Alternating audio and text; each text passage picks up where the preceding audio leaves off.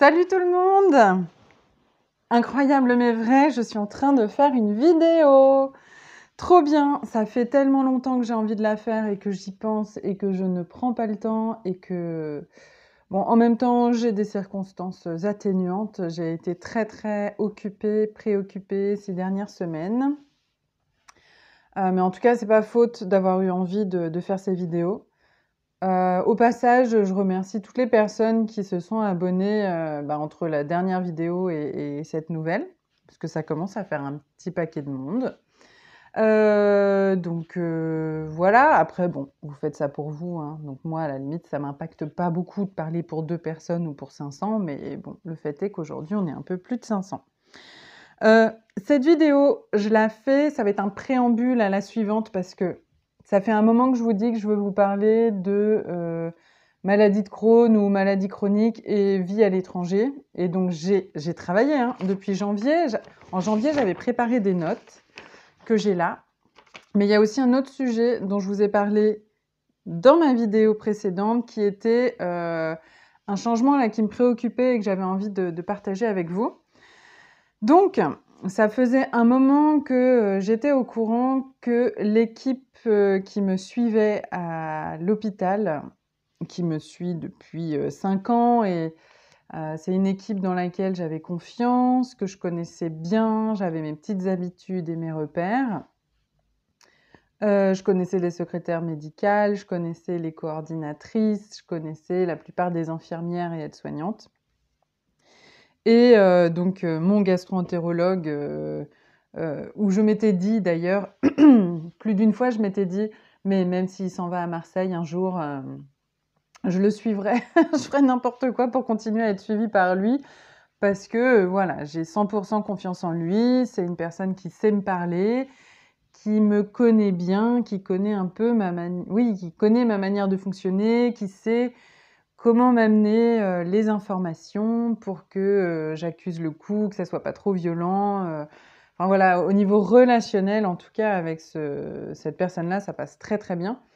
Et je sais estimer la qualité de cette relation au point que je me suis posé en tout cas régulièrement la question de ce que je ferais s'il partait. Et à chaque fois, la réponse était: je le suivrais. Et je sais pas si c'est à force de me répéter ça, mais il est arrivé un jour où, en consultation, il m'a annoncé qu'il allait partir avec une partie de l'équipe. Et donc, il m'invitait à avoir cette réflexion, à savoir, est-ce que je reste suivie dans le service que je connais, ou est-ce que j'ai envie de découvrir le nouveau lieu dans lequel il va, avec sa nouvelle équipe, etc. Sachant que jusque-là, lui, il travaillait dans le public et que là, il y avait un changement qui s'opérait vers le privé.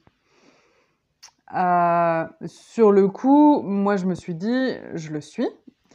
Mais j'ai quand même appréhendé parce que tout le système qui a été mis en place avec le fait qu'il passe dans le privé, ça m'a un petit peu refroidie.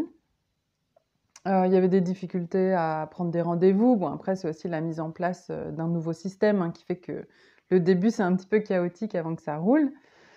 Et le relationnel avec les secrétaires, je le trouve un peu plus ardu, un peu plus compliqué.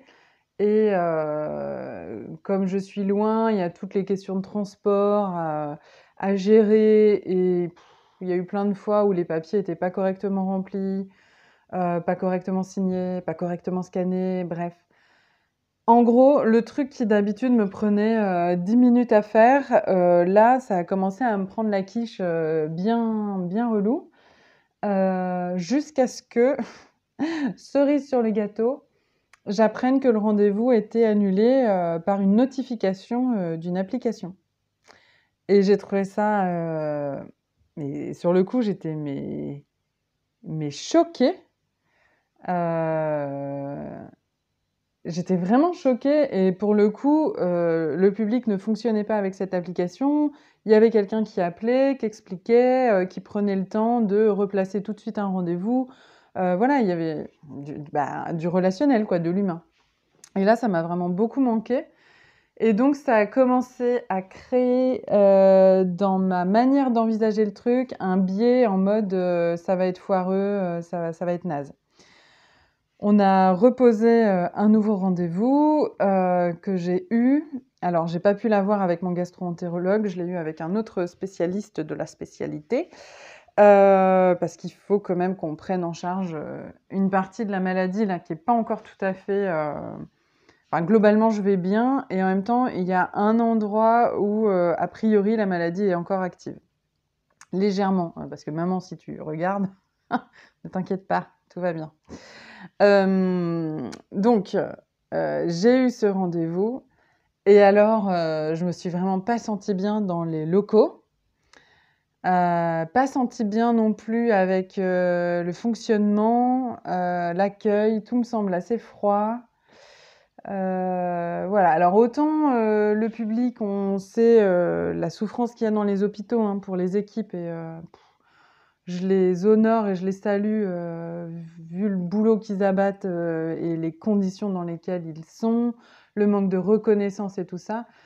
Et du coup, je vois encore plus et j'estime encore plus la capacité de celles et ceux dans ces équipes qui arrivent à garder, leur part d'humanité, quoi. Et donc là, je suis arrivée dans cette clinique et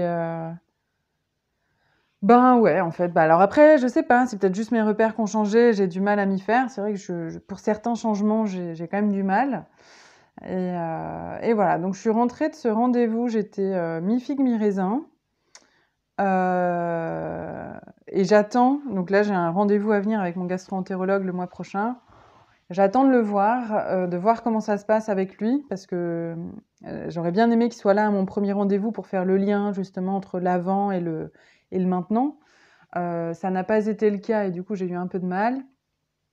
Bon, voilà, à voir. Donc j'ai encore un rendez-vous à venir qui va me permettre de voir est-ce que vraiment je veux rester dans cet environnement, est-ce que je m'y sens assez bien ou pas.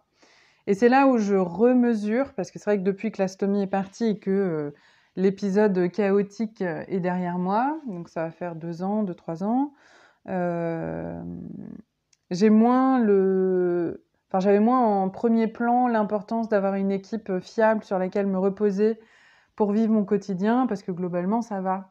Mais en fait, là je sens que ça me déstabilise quand même pas mal et que ça peut générer du stress.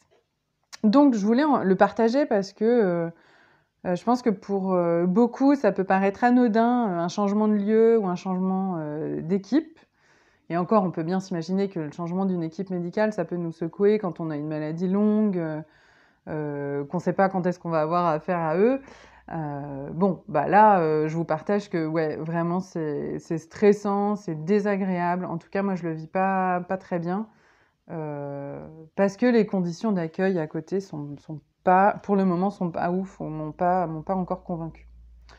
Donc voilà, je voulais le partager au cas où ça soit votre cas aussi et que vous ayez, je sais pas, ouais, peut-être des conseils à me donner ou des remarques. Alors je veux pas citer de nom, je veux pas citer de lieu pour pas porter de préjudice parce que je suis sûre que tout le monde fait du bon boulot par ailleurs.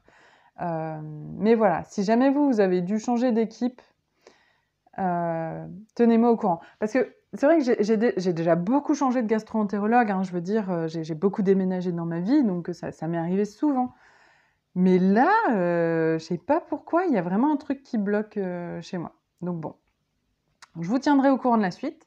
J'arrête cette petite vidéo sur ce sujet et j'enchaîne pour ne pas remettre à 6 mois la prochaine vidéo. J'enchaîne avec la vidéo sur vivre à l'étranger avec la maladie. Bon, ça va être juste mon expérience.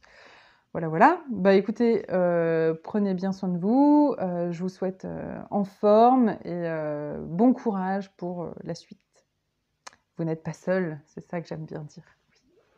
Allez, des bisous, à bientôt, salut, salut.